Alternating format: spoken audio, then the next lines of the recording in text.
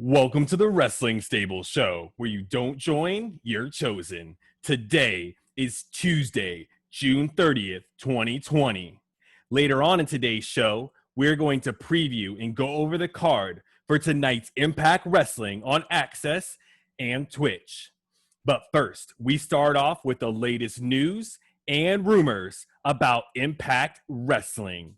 Now, we all know that we are on the road to Slammiversary on July 18th, 2020. And Fightful, among other sites, is reporting that the Good Brothers, Luke Gallows and Carl Anderson, have signed with Impact Wrestling. This is the debut of the team, but a return to Impact for Luke Gallows.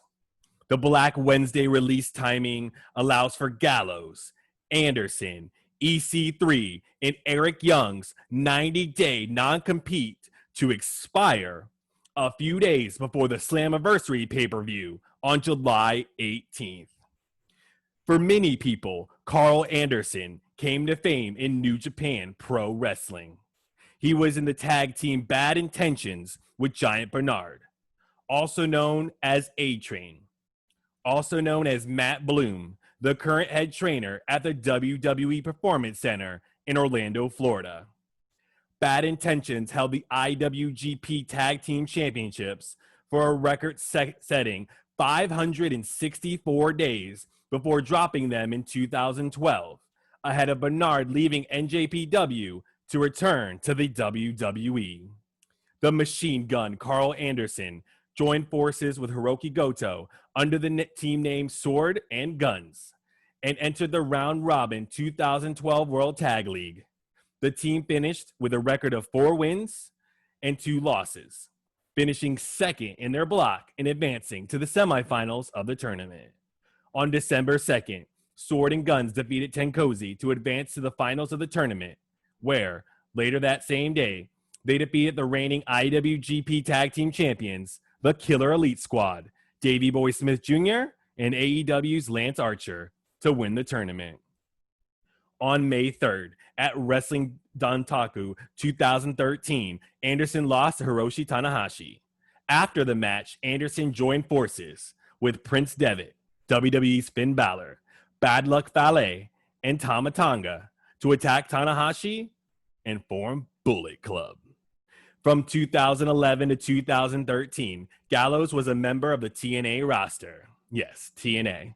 He was a member of the Aces and Eights stable and was unmasked while chokeslamming Joseph Parks through a table, aka Abyss, on an episode of Impact. Known then as Doc, he made his TNA pay-per-view debut at Turning Point, defeating Joseph Park in a singles match. At Lockdown 2013, Aces and Eights, consisting of Doc, Devon, Garrett Bischoff, Nux, and Mr. Anderson, were defeated by Team TNA, consisting of EY Eric Young, the Cowboy James Storm, Magnus, aka the Real World's Champion Nick Aldis, Samoa Joe, and Sting in a lethal lockdown match. In July 2013, Doc lost his bid to become the vice president of Aces and Eights as Nux gave his deciding vote to Mr. Anderson, and days later, Gallows left Impact. Gallows joined Bullet Club in time for the 2013 World Tag League. He teamed with Carl Anderson, and they won their block with a record of 4 wins and 2 losses. They defeated GBH, Togi Makabe, and Tomoaki Honma in the semifinals, and then Tenkozy in the final to win the tournament.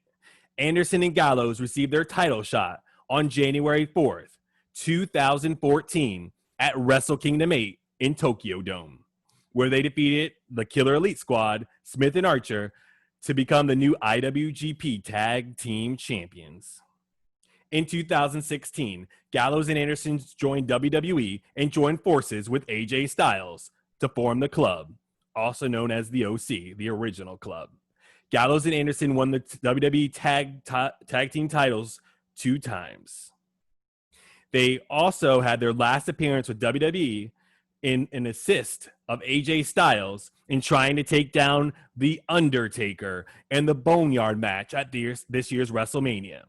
Taker has since said that this would be his last match and that he'd be retiring after this match. So that's definitely history for the Good Brothers. On April 15th, 2020, Carl Anderson and Luke Gallows were released from WWE, along with Kurt Angle, Rusev, Drake Maverick, Eric Young, EC3, and many, many more, sadly. 90 days later, from that release date, is July 15th, 2020, which just happens to be 3 days ahead of this year's Slammiversary. We have seen the Machine Gun Carl Anderson very active on Twitter. He responded to an article on Sports Obsessive where they said that, and I quote, Tony Khan wasn't prepared to pay the amount of money Gallows and Anderson thought that they were worth. While this is less likely, I can't imagine Gallows and Anderson being divas over money. Anderson responded saying, he must not know us very well. That makes me think of, I believe, where he said on Talk is Jericho that he thought about leaving WWE, but he really needed a second pool. So these guys are definitely trying to max out the money that they can make in professional wrestling. Now, reports have said that Gallo and Anderson have accepted an offer from Impact Wrestling, which will also allow them to still wrestle in New Japan Pro Wrestling. They'll have a lighter schedule than WWE, fair compensation. So, I mean, if that article is true, more than they would at AEW, which already has a super stacked tag roster. And they'll have the ability to, be really a cornerstone, right? We have Reno Scum, we have TJP and Fallah Bahh, we have the longest reigning Impact champions, the North, but there's not like a lot of depth in Impact, and they could go and be a cornerstone of the tag team division right away. They would also have the ability to work New Japan Pro Wrestling, and obviously that'd be able to actually work with a lighter schedule. And some rumors even say that they have some content on Impact Plus. Obviously, they have their talking shop, but maybe they can have a lot of other content as well. I mean, these two are super, super entertaining, funny guys, and I think they can have a lot of spotlight and a lot of success in Impact Wrestling. And I, for one, am very excited to see the debut of Carl Anderson and the return of former TNA star Luke Gallows. But one man who is not a former TNA star, but the current one, is TNA World Champion Moose. He has also been busy on Twitter this week. With Impact Wrestling World Champion Tessa Blanchard release, he is the World Champion, or as he says on Twitter, the real World Champion. And tonight, he will defend his TNA World Heavyweight Championship against Crazy Steve. Last week on Impact, Steve was the next person to question the validity of Moose's championship reign, which led to Moose challenging him to a match where the title will be on the line. To close last week's Impact, we saw D'Lo Brown on the phone talking about how he did not like being called a corporate stooge by Reno Scum. When he got up from his chair, we saw the Aces and Eights jacket on the back of his chair, and we heard the riff from their theme. This week, we saw Moose beefing with Bully Ray on Twitter, and Bully Ray brought up Aces and Eights. So with this tease and the rumors that former Aces and Eights member Doc, Luke Gallows, is returning, will we see an Aces and Eights reunion at Slammiversary? We have a lot of signs pointing towards this for sure. With Reno Scum confronted D'Lo, TJP and Fallah Bahh came to his rescue. Tonight on Impact, the two teams face off. As rumors began to swirl concerning who attacked Trey, obviously he was taken out ahead of the main event and the finals of the number one contender tournament where Wentz came out, but he was attacked, not able to make it. He was inserted into this five-way, which I don't know how many people are left to be in this match, but he is definitely getting a shot at Slammiversary. And since then, Ace Austin has aligned himself with Reno Scum and his monster as well. But Ace Austin's former henchmen, Reno Scum, were the prime suspects. And obviously, they're stirring the pot amongst the rascals, blaming maybe Wentz. But so TJP and Fallah Bahh stood up, and as they always do, for what is good and what is right in Impact Wrestling. And they want to teach Reno Scum a lesson. Moose also on Twitter has teased a belt with a white strap, and he said, "Good luck, girls." Now, this white strap, of course, was famously on the TNA Knockouts Championship.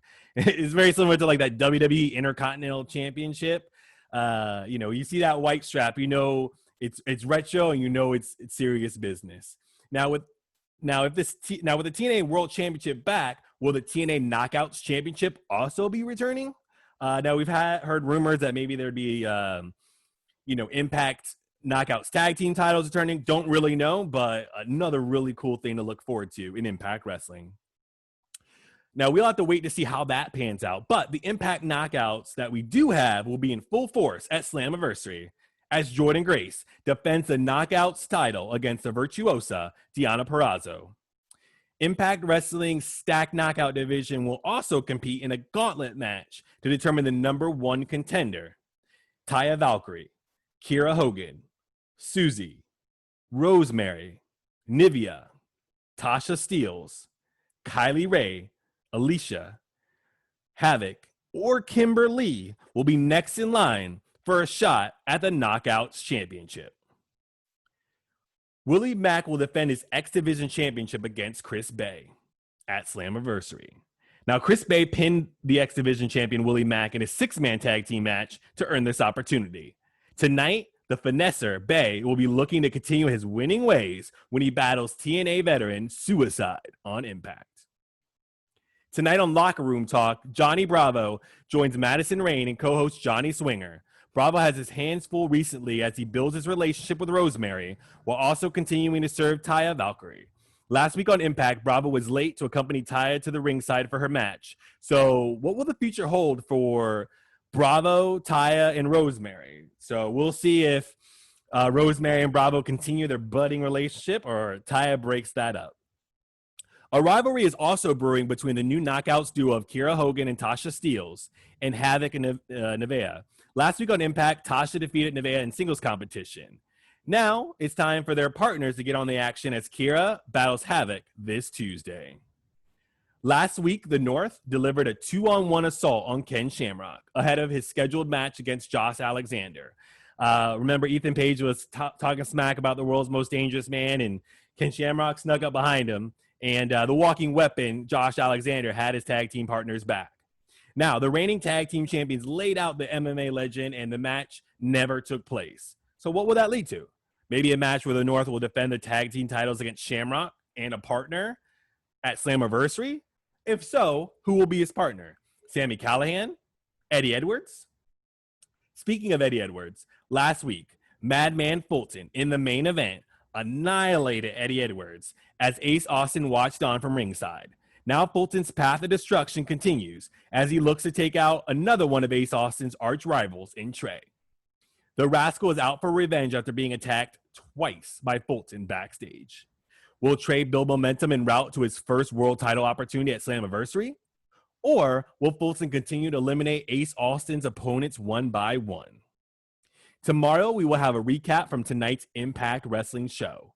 We will also recap what happens in the second round of the New Japan Cup from New Japan Pro Wrestling as Sho faces Sonata in their first ever singles meeting. Evil faces Hiroki Goto. Yoshihashi faces Bushi in their first ever singles meeting. And Kota Ibushi faces Tai Chi. We will also bring you any news that breaks tomorrow. But that is our show for today. Thank you for checking out Wrestling Stable, where you don't join, you're chosen. See you tomorrow.